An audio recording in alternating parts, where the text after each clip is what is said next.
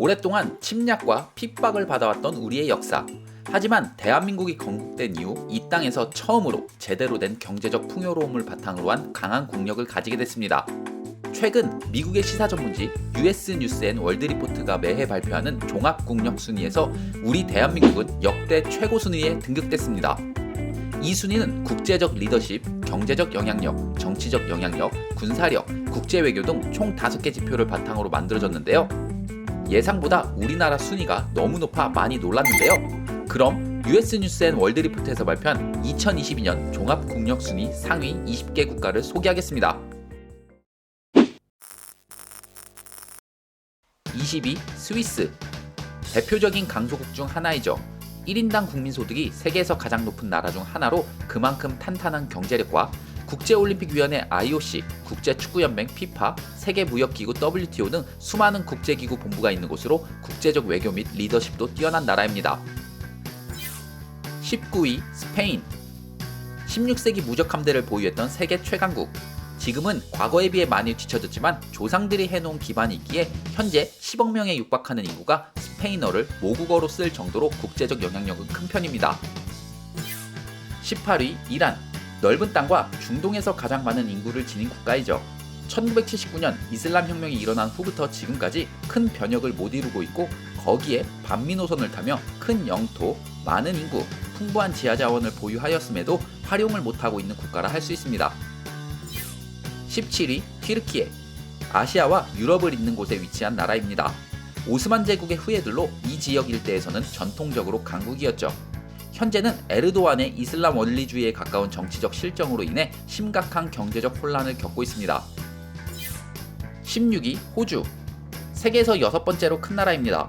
넓은 땅임에도 불구하고 3천만 명도 안 되는 인구지만 정치적 안정을 기반으로 넘쳐나는 천연자원을 잘 활용하며 매우 강한 경제력을 지니고 있습니다. 15위 이탈리아. 인류 역사에서 가장 위대한 로마 제국의 후예들이며 르네상스가 탄생한 곳입니다. G7 경제 선진국이며 무엇이든 이들의 손만 닿으면 비싸지는 물건을 잘도 만드는 나라지만 상대적으로 유럽 내에서 안정적이지 못한 정치, 2차 세계대전 이후 약화된 군사력 등이 국가적 명성에 비해 이번 국력 순위가 다소 낮게 나온 것으로 보입니다. 14위 우크라이나. 현재 러시아의 침공으로 전쟁터가 된 나라입니다. 사실 이 랭킹에서 가장 의문이 드는 국가인데요. 드넓은 땅과 양질의 농산물이 생산되지만 그 외 제대로 된 발전된 산업이 없기에 국민소득 또한 가장 낮은 국가이기 때문이죠. 전쟁 중이라 증강된 군사력과 세계 각국의 도움으로 인한 국제 외교력 점수가 다소 높게 반영된 듯 합니다. 13위 인도. 세계에서 2번째로 인구가 많은 나라죠. 땅도 넓고 자원도 꽤 많은 편이며 핵 보유국이지만 절대적 빈곤을 가진 인구가 굉장히 많기에 강한 하드웨어를 가졌음에도 종합적 국력 순위는 다소 낮은 것 같습니다. 12위 캐나다. 개인적으로 호주와 아주 유사하지만 조금 더 업그레이드된 국가라 표현하고 싶은 단풍국. 세계에서 2번째로 넓은 영토에서 나는 양질의 천연자원과 농산물, 거기에 호주보다 인구가 약 1300만 명 정도가 더 많고 보다 공업화된 산업을 보유하고 있습니다. 이런 여러 강점이 있기에 G7 멤버이기도 하죠. 다만 종합국력에서 군사력 수준이 많이 떨어지기에 종합순위 10위에는 들지 못했습니다. 11위 사우디아라비아. 파면 나오는 원유를 바탕으로 오랫동안 석유 패권을 쥐락펴락하고 있는 중동의 강국입니다. 몇 년 전까지만 해도 여자가 유일하게 운전을 못하는 곳이며 영화관도 없던 국가였는데 1985년생 모하마드 빈 살만이 실질적인 국가 실권을 잡으며 여성의 운전 허용 등 엄청난 속도로 개혁 조치에 나서며 아랍에미리트와 카타르가 지난 20년 동안 누렸던 중동의 허브 역할을 뺏어오려는 노력을 하고 있습니다. 이같이 변혁을 지속한다면 곧 10위권 안에 영구적으로 뽑힐 국가라 생각됩니다. 10위 이스라엘. 흔히 세계 경제는 유대인들에 의해 움직인다고 할 만큼 글로벌 금융시장에서 큰 영향력을 가진 민족인데 이들이 세운 나라가 바로 이스라엘이죠. 인구가 약 1000만밖에 안 되는 작은 나라지만 뛰어난 기술력을 바탕으로 한 선진 군사무기 체계와 세계 곳곳에 퍼져 있는 유대계 자본, 그리고 정치적 서포트를 받으며 주변을 둘러싸고 있는 이슬람 국가들 속에서도 굳건히 나라를 지키고 있습니다. 9위 아랍에미리트. 풍부한 원유를 기반으로 일찍이 항공, 물류, 금융, 관광 등에 미리 투자해 중동하면 두바이를 바로 떠올리게 할 만큼 이 지역의 허브 역할을 하는 나라입니다. 두바이뿐만 아니라 수도 아부다비 또한 진취적인 성과를 내며 두바이와 선의의 경쟁을 펼치며 이 나라를 더욱 부강하게 만들고 있습니다. 특히 항공 분야에서의 경쟁이 치열한데 두바이엔 플라이 에미리트가 있다면 아부다비엔 맨시티의 메인 스폰서 에티하드 항공이 있습니다. 8위 일본. 20세기 초부터 실질적으로 모든 면에서 아시아 최강국이라 여겨지죠. 특히 강한 경제력을 바탕으로 캐나다와 이탈리아가 들어간 G7 체제가 있기 전인 G5 시절 이미 그 핵심 멤버였습니다. 다만 80년대 후반 버블 경제 붕괴 이후 지금까지 큰 성과를 이루지 못하고 있으며 2차 세계대전 추축국으로 군사력 증강에 한계가 있기에 국방력 분야에서 보다 큰 점수를 얻는 데 제약이 있다고 생각됩니다. 7위 프랑스. 중세 시절부터 현재까지 유럽을 넘어 세계에 큰 영향을 끼치고 있는 나라죠. 특히 문화예술 분야가 매우 강하고 그뿐만 아니라 모든 산업이 골고루 발전한 국가입니다.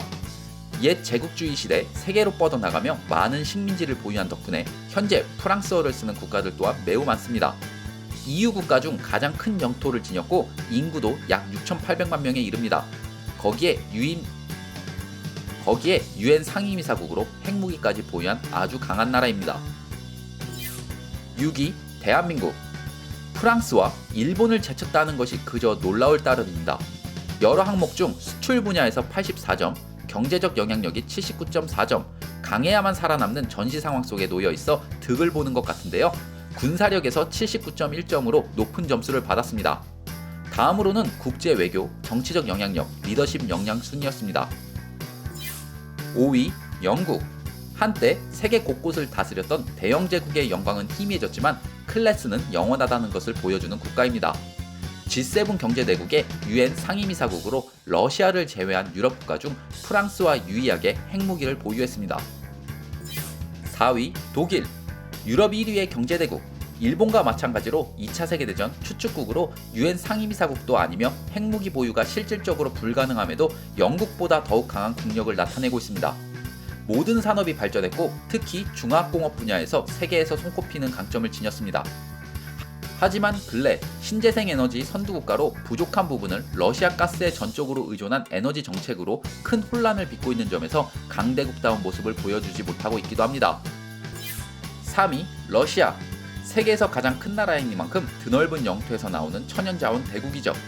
거기에 농업강국이기도 한데 이번 러시아의 우크라이나 침공을 통해 유가, 천연가스, 곡물가의 급격한 상승을 맛본 전 세계가 이 나라를 그렇게 만만하게 볼 나라가 아니라는 것을 느꼈다고 생각합니다.